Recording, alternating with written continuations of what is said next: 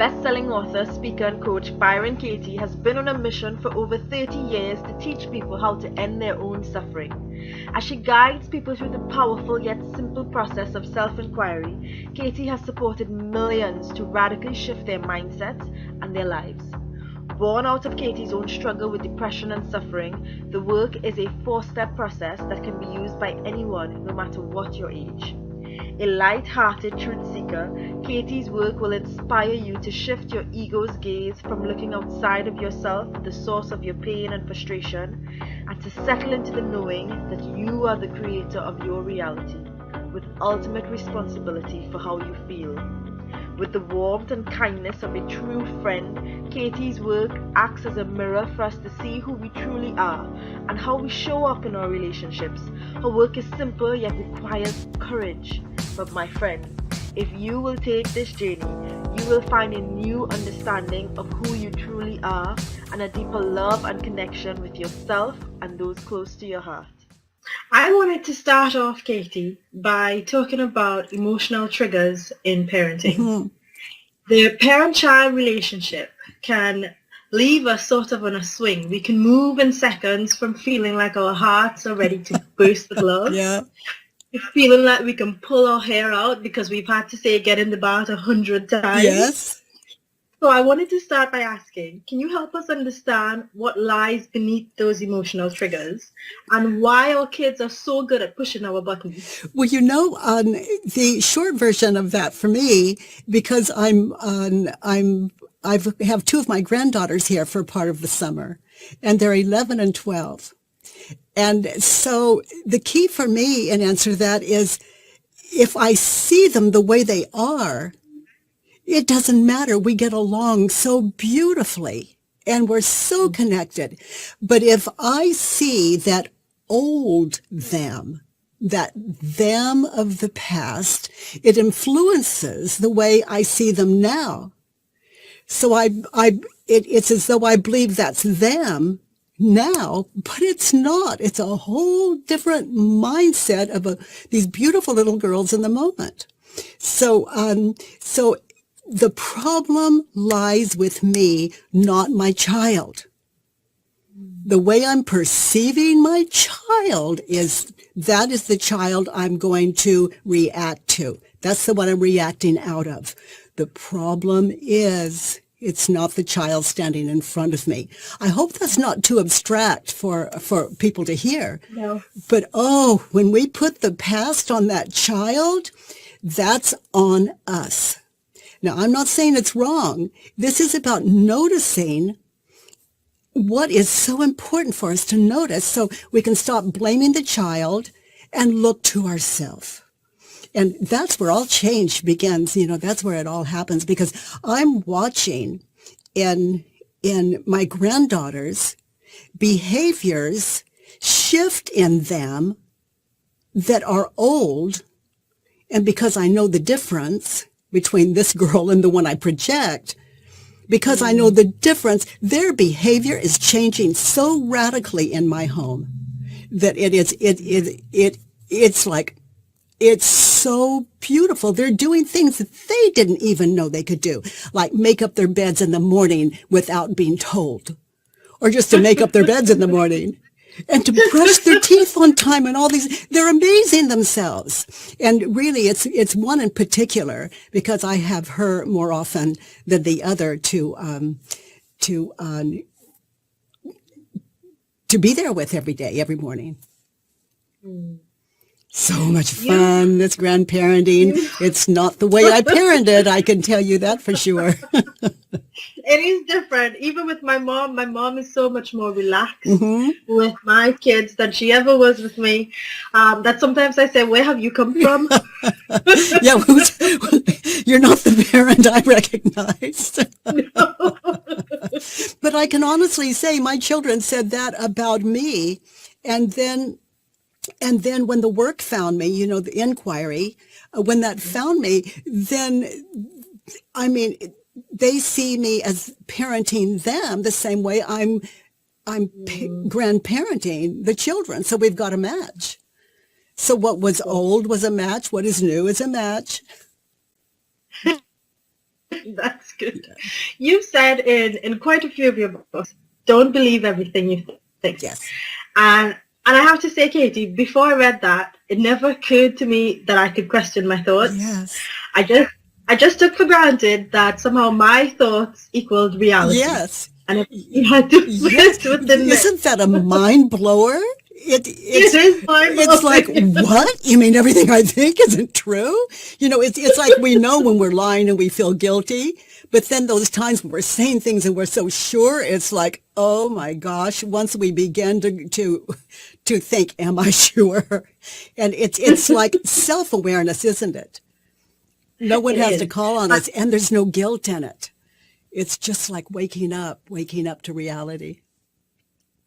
For all the parents that are following us that will be new to the work and all of the beautiful, amazing work that you've been doing, can you help us understand why we should question our thoughts on the food and describe for us the process that you've designed? Well, the reason I question my thoughts is because I experienced so much suffering around my parenting. In fact, that's one reason that I'm sitting with you. I was such an unfair parent to my mind, and to their mind, such an unfair parent that I owe my children, I owe my grandchildren, and I owe the world that it affected. And so I'm very clear about my job, and that is to stay clear. And if I suffer, all I have to do is look at what I was thinking and believing in that situation and question it, and I'm free. It's like we get to start our lives with that child all over again. And children are very quick to forgive. It's us that can be so slow sometimes. And so the way I question my mind, so answer your first part of that question is suffering. That's why I question my mind. Any separation with my child, we all just feel that. We feel like, oh my gosh, how can I get through to this child? Well, first I have to get through to myself. Okay, so suffering. And then in answer to the second part of that, the work is very simple. It's always free at thework.com, and instructions how to do it, and YouTube. But it's just 4 questions, and then we turn whatever thought we're working, we find opposites, we turn it around. So, for example, my child will never make up her bed. Okay? Or you give me one. You give me one that's common with your viewers. One that's common first. So we've got actually a couple questions from our viewers. So I'll read one out for you. It's from Annie. And Annie's got 2 kids, 6 and 9. And he says, my kids don't listen to me. The only way I can get them to do what I say is to yell and scream. Can you help me? I know that one so well. So do I. But where my mind goes with them is that even when we yell and scream, they don't always do it. So what do we have to lose by just talking? For example, on one of my granddaughters was on the phone with her mother this morning, and she gave her the simplest instruction, and my granddaughter said, okay. And then the mother repeated it again, and the granddaughter said, okay. And then the mother got louder, and the child said, Mom, I hear you. And then she says, and then she got louder, and all the time this little girl, and that's me as a parent, that's my old self, it's like me, my stepdaughter was repeating and saying over and over what the child already understood. Now, it doesn't mean just because she understood it that she's going to do that task. But if we yell at them, we still don't know if they're going to do that task. Yeah. So it is just to listen to my children, and I think they're not listening to me.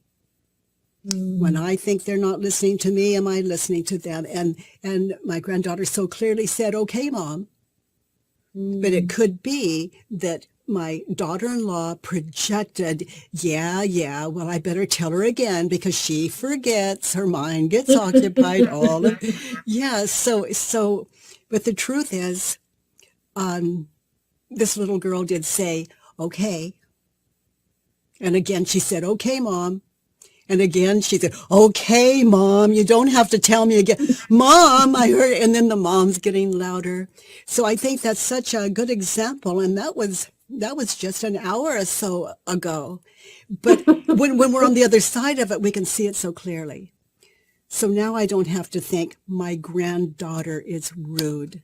She's disrespectful to her parent, and her parent's only trying to help her. And even though on one hand we could say those things were true, because I can see now out of this questioned mind, no one's guilty. There are two people that love each other, doing their best to communicate one to the other. How can we tell when we're observing with guidance too? Would you repeat that? How can we tell? How can we tell when we're observing behavior that we probably need to help our kids address, and when we're observing behavior that's really just triggering and mirroring for us what we need to address? Yeah. How can we tell the difference between those? Well, inquiry definitely shows us the difference. It really shows us the difference. And another example of that is one of my granddaughters, the first day she stayed, I said, sweetheart, don't forget to make up your bed. Well, she didn't. She didn't make it up.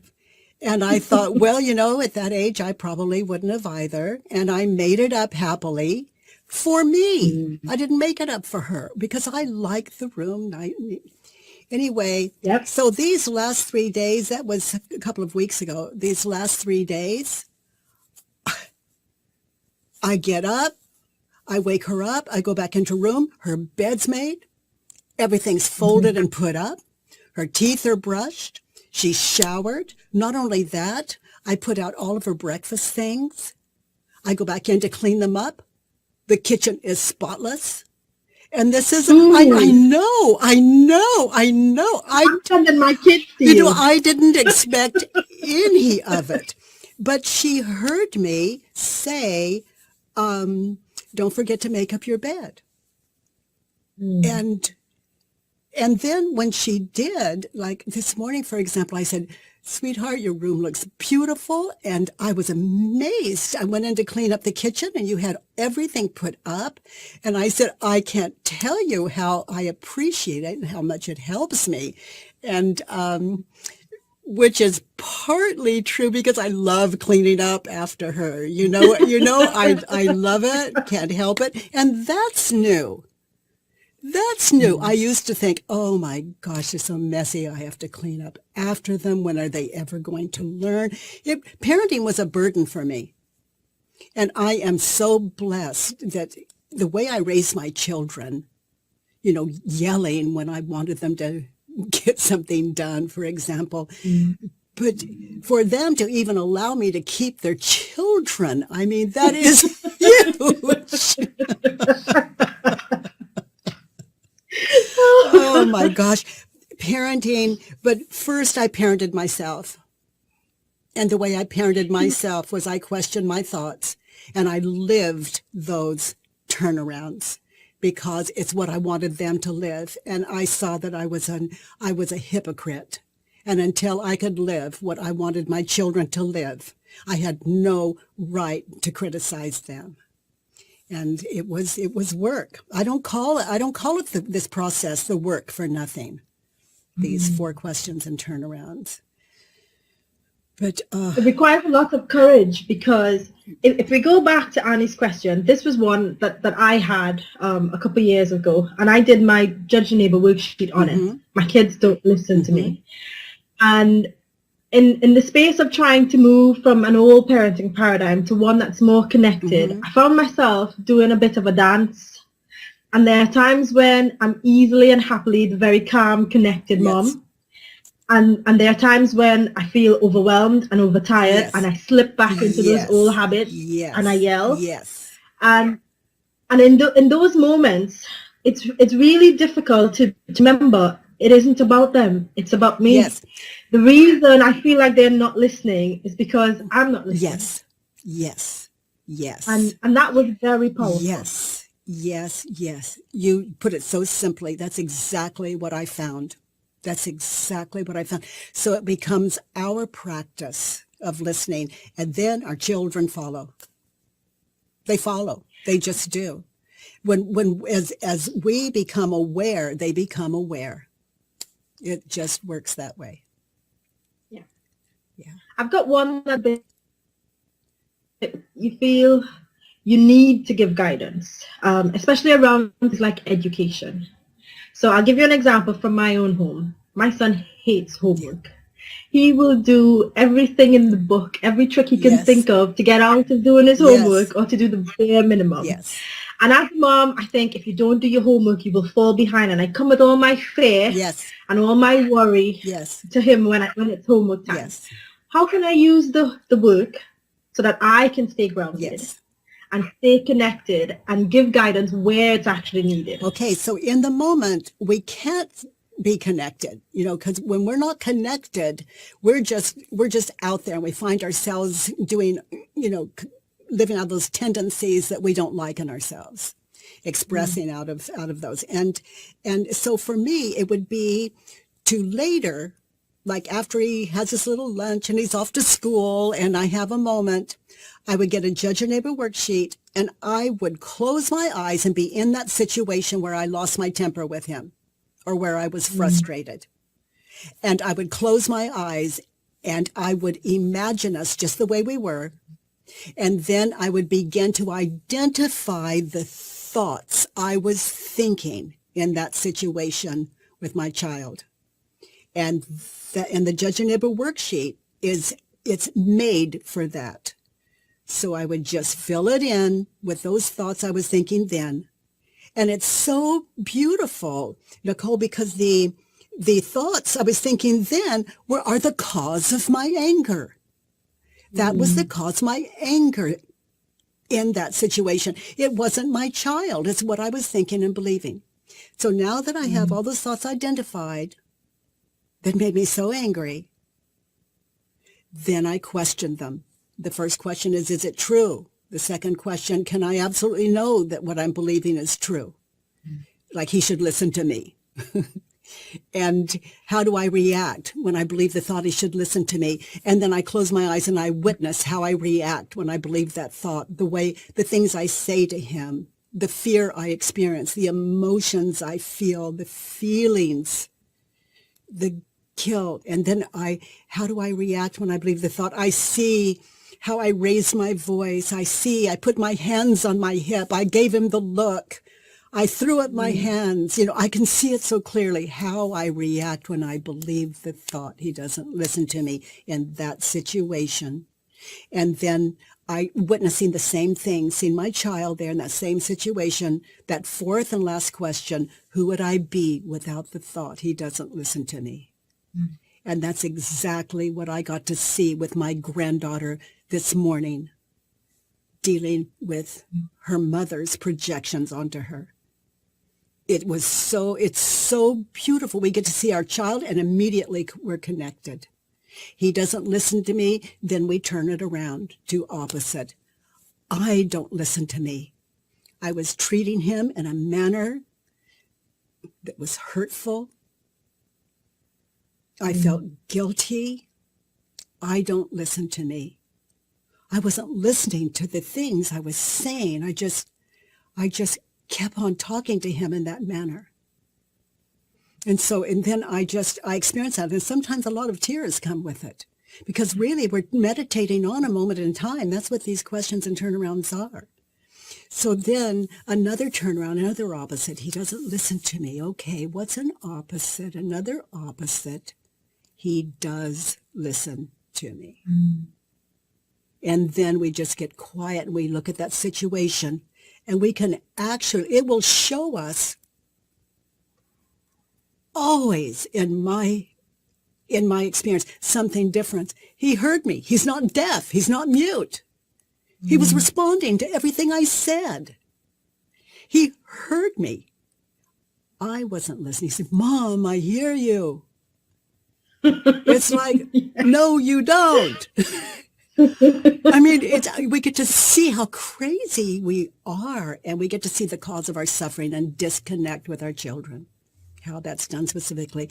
So he doesn't listen to me. He does listen to me. And then I look at that situation, and it shows me examples of that being at least as true or truer. And for me, it's always truer. I can always see where that child listens. Even children that are deaf hear us. They hear us in their way. So even our children that are not, that are trying to drown us out, they hear us. Because we can watch them respond in that fourth questions and those turnarounds. It's there. Yeah.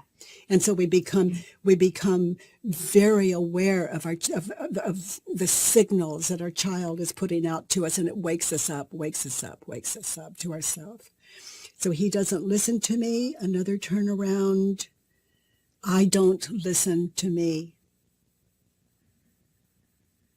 I'm not listening to me. To hurt my child is it's just like to stab a knife in my own heart. Even though our anger tries to override it, we feel it. And no anger can override that kind of hurt and guilt. And it also trains us to stay in that behavior. And inquiry begins to reverse that behavior because we're working with this, and then our behavior changes. And then our children's behavior changes and the way we communicate. So I like to say, Nicole, that if there's a problem in my house, I look to me. And that is so empowering because no one has to change around me. Other than me, I was the last to know. There are times, Katie, when I can feel my ego pushing against that. Yes. It happens very, very rarely with my kids, but more so with my partner. Yes. Where I know if I take the time to turn this around, it's going to come face back on me. Instance of it. What do we do in that situation when the fear of actually taking responsibility for our own feelings? Well, for me, I just notice, and I notice that I'm not up for the work. I'm not up for inquiry. I'm not into anything, being right here. And that's just where I'm at. And then later, when I'm a little more sane, I'll sit down and do that judge and neighbor worksheet on that situation where he was so terrible. So unfair. So insensitive. Yes, okay. I'm going to put that one down. Because we've got to win a few, but we come to understand that every time we win, we lose. We've lost ourselves. But it comes in time. The work is not something we have to do. The work is just there when we're tired of the suffering. And it's a practice. It's a practice of just mindfully sitting in a situation and questioning the thoughts that cause the suffering in that situation. And we're not always willing, but I like to take, 20, 30 minutes out of the day and have a good day. That's what husbands and children are for. They push us to get free or just run. I think that's a good point that you've made, because that's the biggest life lesson I've taken away from your work. That the whole purpose and the reason for these very close connected relationships is to teach me more about myself.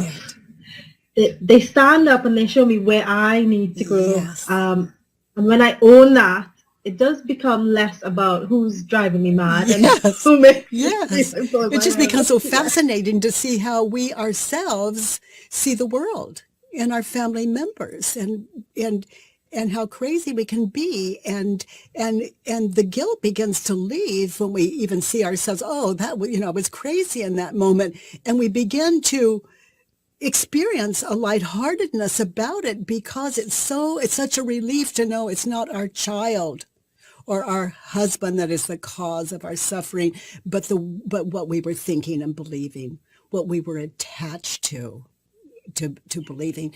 And so the world gets lighter, and our children notice, and our partners notice, and our teachers, the children's teachers notice, and it's, the world notices. You know, a kinder human being is a kinder human being. And when, for example, when I'm kinder, when I'm clear, I'm kinder. And when I'm kinder, everyone we experience, whether it's here or there, we see in a clearer way, which is a kinder way. You also have a great book called Tiger Ties It True for Kids. Yes. Which I loved, because what it did was allow me to introduce the whole concept of questioning thoughts to my kids at a really young age.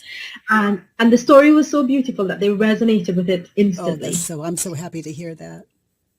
As parents, what can we do to continue to teach our kids to keep practicing the method of the work, to question their thoughts and to turn them around so they can find the peace within the work themselves? Well, you know, for example, if my child said, Mom, you don't listen to me, I might say, you know, you could be right. I'm not really in touch. If it's true for me, you could be right. And I'm not in touch with right now, but, you know, I'm going to question it because I don't want anything to separate us. And I know you don't want that either. That is a completely different approach to the one I first took. And I'll tell you what I did, because you can have a laugh. My first response was, is that true? Oh, they don't want to hear that. Oh my gosh, if you want to alienate people in your life, just go, is it true? Or turn it around. Is it absolutely true? So if I think someone should turn it around, oh boy, I need to turn it around. If I think someone should question their thoughts, I need to question mine. So I learned the hard way like you did, though.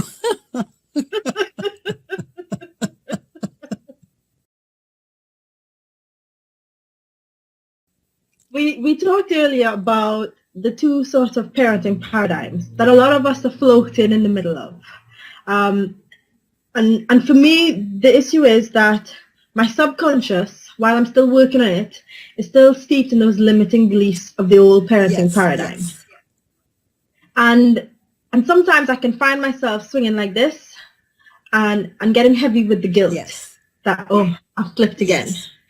Oh, I've yelled again. Yeah. That's not the way I was supposed to. Well, you know, on that Judge Your Neighbor worksheet, remember, I'm willing to backslide. I look forward to backsliding. So we just see that there's a little more work to do. It's okay. And life is just, and our children, is just another reminder there's a little work to do. One of the things that I was mindful of, Katie, was that I didn't want to express my need for approval or for understanding. I am a good mom. I don't want to put that on my kids. Yeah. How do I use the work to ensure that I can make peace with my slips and my mistakes while I'm learning, and don't put my need for approval onto my kids? So let's say on the Judge Your Neighbor worksheet, on that last statement, number 6, I wrote, I don't ever want to seek my children's approval again. Okay? So the turnaround for that is I'm willing to seek their approval again. I look forward to seeking their approval again, because it's going to push me right back into the work, because it's going to hurt. Because no child wants a needy parent. It's true. But, you know, and then at the time when we find ourselves doing it again, we can just say, you know, sweetheart, I'm not the parent I want to be all the time. But, you know, when sometimes I just want your approval. I try so hard, and I'm doing my best, and that may be putting a lot on you, but sometimes I just need you to say, I appreciate you, Mom. And then they will or they won't. But then we find out when they say, I appreciate you, Mom, our minds go, no, you don't. If you did, you'd make up your bed. That's right. So that Judge Your Neighbor worksheet, it's so powerful on that last one. I'm willing to make a mistake. I look forward to make a mistake. I'm willing to suffer. I look forward to suffering. I don't ever want to do it wrong. I'm willing to do it wrong. I look forward to doing it wrong, because life pushes us to enlightenment, self-realization, and freedom, and that equates to better parenting. I've got one more question from one of our members. This one comes from Jessica. And Jessica says, my 12-year-old daughter has become very closed. She will not open up and tell me about her day at school or her interaction with her friends. I feel like I'm locked out of her life. How can I find my way back in? This just comes to my mind. For me, I do the work and allow them their space. And then I appreciate that they're giving me the space. Like if they freeze me out, now I'm mature enough through the work to understand that it's giving me peace. I mean, it's that place where they don't want me, they don't need me, they don't, it's like they're processing, they're doing their own thing, and the house is quiet, and they're in their room with the door closed, and things are fine in my life. But the difference in gratitude and appreciation for life, the way that it is, or worry, and standing outside the door saying, open the door, or whether it's emotionally or a physical door. But this, oh my gosh, there was something I wanted to share with you, but it left my mind as it would. But where were you in that last thing? Do you recall? So this one was a 12-year-old daughter who has become very closed. She will not open up and tell me about her day or her interaction with her friends. Okay. I feel like I'm left out. It came to me, a couple of friends of mine that have two of just darling little boys. They're amazing little boys and parents. They're so in the work, the parents. But they taught me this on my last visit with them, that every day they say, at the end of the day, they say, what was the rose and what was the thorn? Do you know that one? No. Well, then the little boys, they get so excited to give the rose, the best thing that happened to them that day. And maybe there's two, but it's night, so it's kind of limited. And and then what was the thorn? And then they get to say the sad thing that happened or what. And it's not always impressive, but I'm doing that with my grandchildren that are staying with me. What is the rose? And boom, they've got it. And I know how, like I have one of them in 2 courses and both of them in 1 course through this summer period they're staying with me. And I know immediately how their course is going, what they're learning about the teacher, about their attitude to everything, my grandchild's attitude toward it. What was the thorn? And it's amazing how they're tapped into their courses where I think, well, I was hungry was the thorn, but it has developed into something much more, because and it's kind of like a doorway into their life. And I find it that I'm asking it a couple of times a day, like every time I pick them up for school or class, and then at the end of the evening or at the dinner table. And it's such a window in. And sometimes it gives children the opportunity of, a way of opening up that they didn't have before, where they can say anything without being punished or looked down on. And then I share mine too. And I think that's a very important thing, that we're all equal in it, that they see that I'm human, that parents and grandparents have roses and thorns as well. That's a really good one. What we do at our dinner table, we talk about our funny moments for the day. And they'll go back or exciting moments. Yes. But I haven't incorporated the thorns, and I think that's a really good opening to help us find out where they need some extra support. Yes, it's so powerful. So powerful. Yeah, the rose and the thorn are the funny thing that happened. You know, as I consider that, the rose holds less definition, less parameters. Yeah. Could be anything. Yeah, could be anything. Yeah. Good stuff. My final question for you, Katie. On my journey from that old parenting paradigm to the new one, I've come full circle, and I've realized that I started this journey trying to figure out the right tools and techniques to parent and to guide my kids. And what I found was that I will be the best parent when I learn how to truly love myself. Yes. And I wanted to talk about that because I think as parents, we don't have that connection. And a lot of us, because we've been raised in that control, fear-based parenting paradigm, while we do have a level of self-love, it doesn't get to the level of unconditional love for ourselves. Yes.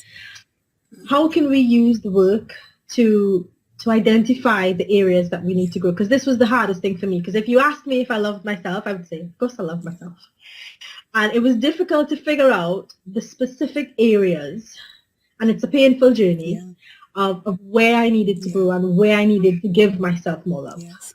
So for me, it's every time I'm disrespecting, in this case, when we look at the family, every time I'm disrespecting a family member, my mind is off. So I cannot love myself under those conditions. I always love myself, but that we'll say disrespect, just to use a term there, overrides that respect. And it shows me what is in the way of self-respect, self-love.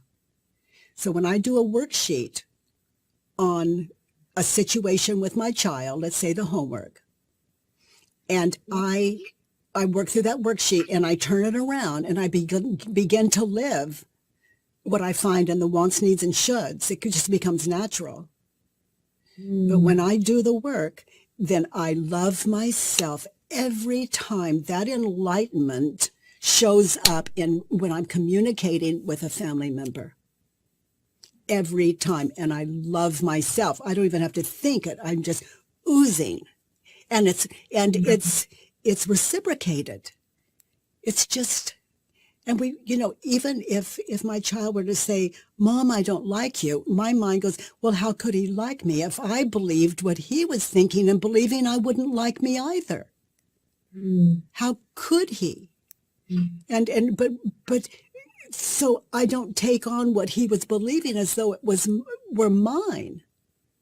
That's his. And if he were of right mind, if the world were of right mind, no one would be disconnected. But it's easier than that.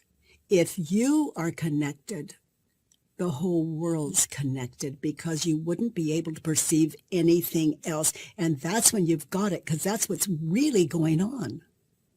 So self-love, for me, for example, I want him to listen to me when we look at the turnarounds after inquiry. I want me to listen to me in that situation. Isn't that what you really wanted? We weren't hearing ourselves. We were on automatic. Yeah. I want me to. So the next time I'm with my child, I'm listening more closely to me. I find myself listening more closely. And so it shuts down that rhetoric, that harsh rhetoric. And it doesn't just go, just shut down. It says, oh, sweetheart, I'm so sorry for what I just said. Let's start over. It just becomes a gentle, gentle process. I want him to listen to me. Another turnaround. I don't want him to listen to me. I'm learning his internal and what he's thinking and believing, where he's troubled and where he's bothered. And I learned so much from listening to my child. It's like the thorn, the rose and thorn, like that thorn coming at me. So I'm connected. It's not all about me. I'm connected to my child's position. So in those moments, I love myself. So that is the practice of self-love. Again, it is living those turnarounds so inquiry and turnarounds, and then just experiencing the difference in the way you see that child the next time they walk through the door and everyone else. And when you look in the mirror, there's nothing you can do not to love what you see. Katie, thank you so much for joining You're us. so welcome. What a joy you are. And again, thank you for your beautiful work in this world. I'm so grateful. Did you find this video valuable? If you did, be sure to leave us a thumbs up so that we're aware. Also, don't forget to leave a comment so that we understand your feedback, ask questions that we can pose to our experts, so that we can really ensure that this conversation keeps going and it's a rich and rewarding one for you. This is also a weekly show, so be sure to subscribe. And remember, it still takes a village, so be sure to share